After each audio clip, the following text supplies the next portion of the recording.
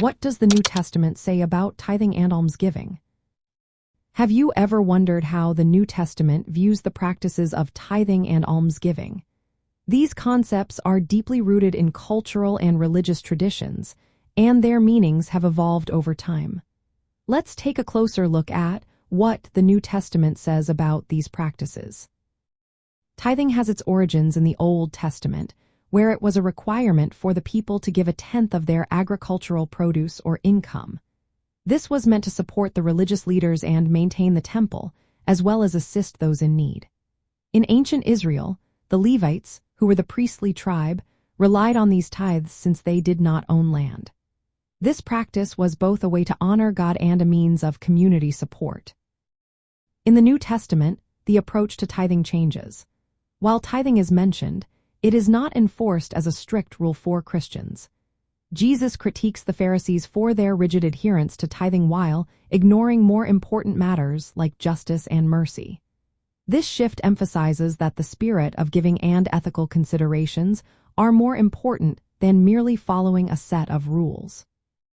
On the other hand, almsgiving is strongly encouraged in the New Testament. This practice involves giving to the poor and those in need, and it is seen as a genuine expression of faith and love. Unlike tithing, which was linked to the temple and the Mosaic law, almsgiving is portrayed as a voluntary act that reflects the law of love central to Christian teachings. From an anthropological viewpoint, this transition from a fixed system of tithing to a more flexible approach to giving illustrates how religious practices adapt to new cultural contexts. The New Testament's focus on almsgiving aligns with broader human practices of sharing resources to support social bonds and address inequality. For modern Christian communities, this means that while supporting religious leaders and charitable efforts is encouraged, it is not bound by a specific percentage. Instead, giving is viewed as a personal decision driven by compassion and a sense of justice.